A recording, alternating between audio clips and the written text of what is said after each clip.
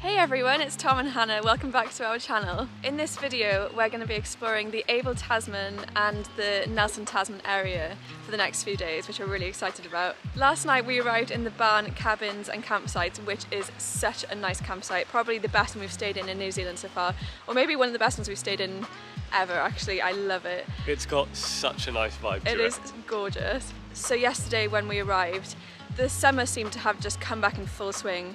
It was so sunny, so I ran straight to another hammock and I sat there and read for a while. And then we went and caught the sunset near the beach, which is right on the doorstep of the campsite. And it was just so beautiful seeing the sky and the moon and everything. Today we have left the barn and we have come to the Harwoods National Park to come and see the Riuwaka Resurgence, which is where the water kind of re-emerges from the ground, and it's meant to be really, really clear and beautiful. So we're about to go and check that out now.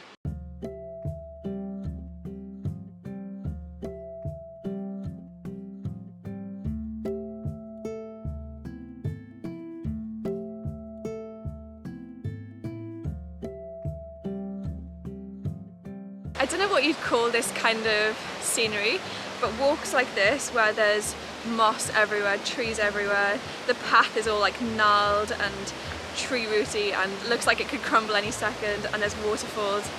This is where I belong. Like, these are my favourite kind of walks ever, and they make me so excited and happy, so I'm loving this already.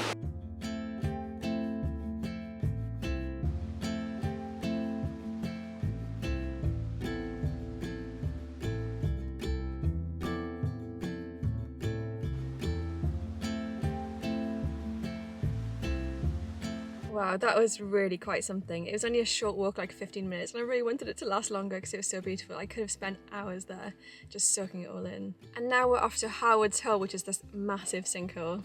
I think it's the largest sinkhole in Australasia? We'll have to fact check. Yeah, we're going to fact check that.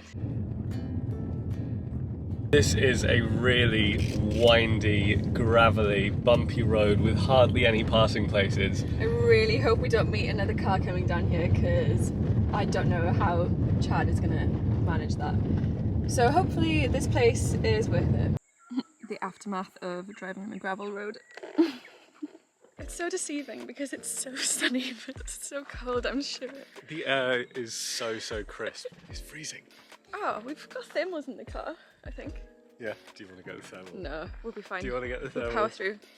We're going back for my thermal because I can't stop shivering. So. Okay, thermal top is on. Round 2. So like we said, we're on our way to Harwoods Hole, which is, I think, the biggest sinkhole in New Zealand. It's 176 metres deep. I think people have died there and things. Yeah. And as we're going to show, there's danger signs saying don't go near the edge because there's no barriers. So we're gonna have to be careful. And apparently you can't actually really see the hole unless you get really close, so we might have just driven half an hour on a gravel road and walk 45 minutes to not see anything, but hopefully it'll be worth it, we'll see.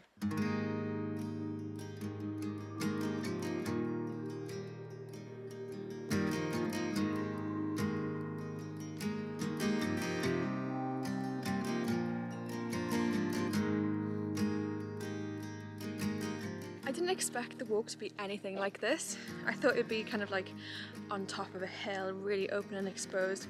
But it's really deep in this forest, and there's so many cool, like, gnarled tree roots and interesting shaped rocks everywhere. And it's kind of difficult actually to get over all of them. You have to really climb over rocks and...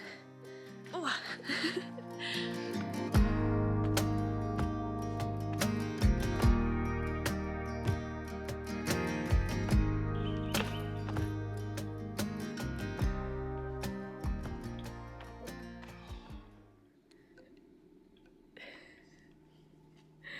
It's not worth it.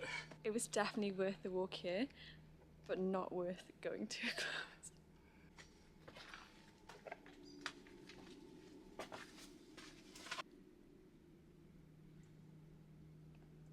You can tell it's a big sinkhole because of the way my heart sinks every time I look down. That's a good one. It's terrifying. It's so cool, and I don't think the camera is really going to show how vastly up and down it is. Yeah. It's like really really big both ways. Can't even see the bottom even if I lean over, but I'm too scared to lean over too far. As we got closer, there was this feeling of amazement and dread. Because, I mean, we can't even see the bottom from the sides. You just see sheer drops and it just goes to nothingness. You can't see the bottom. It is, yeah, terrifying. So we've seen the hole. Now we're walking up to a lookout point.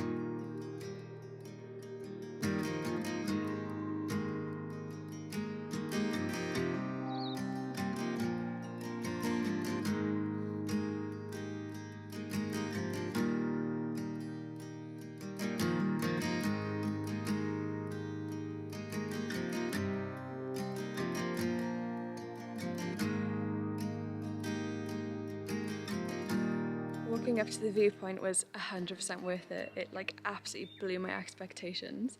I think this entire walk with the hole and the viewpoint was completely different to what I expected, like but in a so much better way. It was like has exceeded my expectations and more. Well, like the woodland was incredible, and now walking up to the viewpoint and, you know, going over these glacial rocks that are really hard to walk on because the edges are so sheer. They just look so unique. I'd say this is up there and one of my favourite walks in New Zealand so far.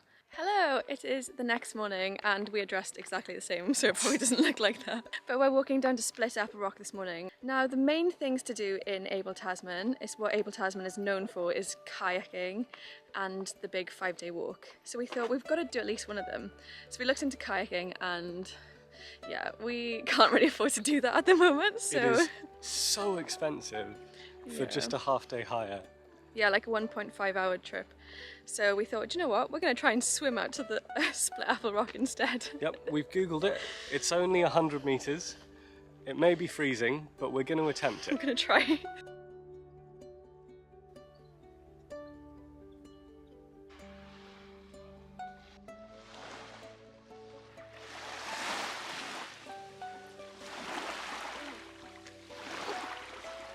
I don't think we'll be swimming in that.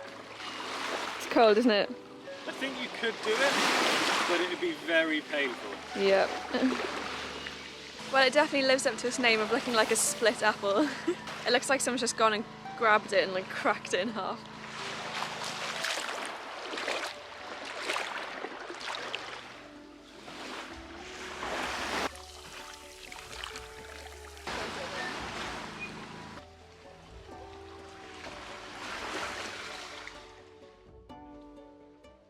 Well, I think we're well and truly lost. It seems like a very, very special, sacred place. If this is the last one we do before the winter, then at least we ended it on a good one.